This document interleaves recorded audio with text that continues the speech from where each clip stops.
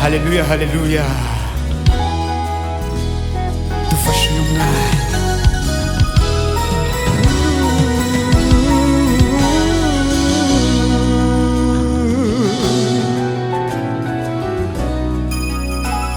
Dufashe uyu mwanya watugushime Mana we, kukibyo wakoze ituri gukora n'ibyo uzakora. Dufashe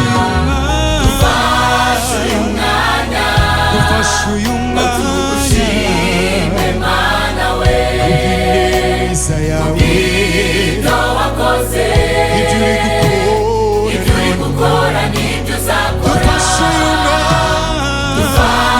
uyu mwanya watugushime Mana we, kukibyo wakoze ituri gukora n'ibyo uzakora.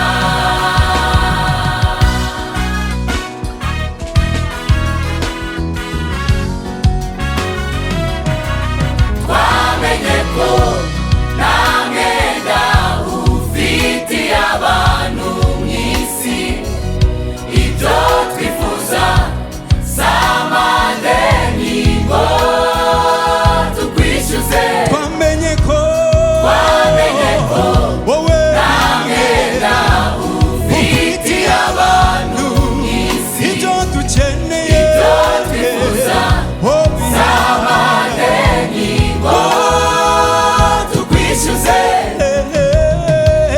Dushonje cyangwa duhaze uri Imana, Tutaye cyangwa tutabyaye duhinduka.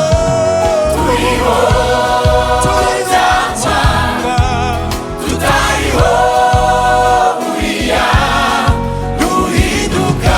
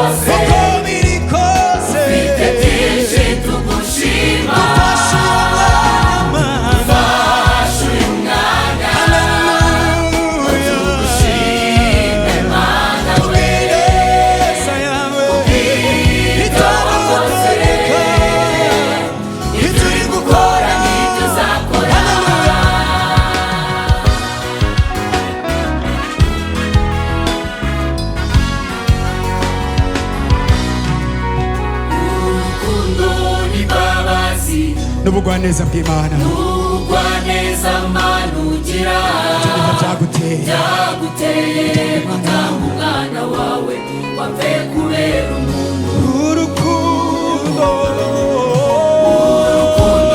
n'imbabazi, haleluya, n'ubugwaneza Mana ugira byaguteye gutanga umwana wawe wapfe kubera umuntu.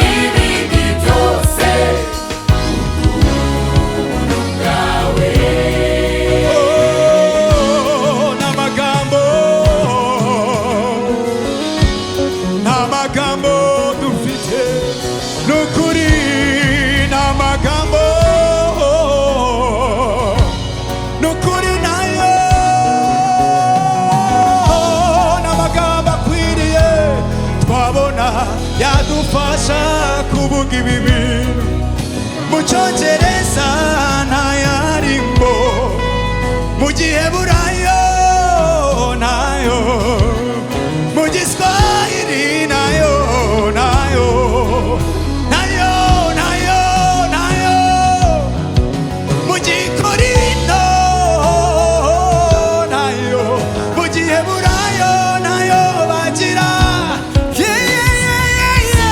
n'amagambo akwiriye twabona yadufasha gusobanura icyo kubana nawe Mana bivuze mu mibereho yacu. Hari nubwo biturenga amaso yacu akaba amarira gusa tukayareka agateba kubera ibyishimo.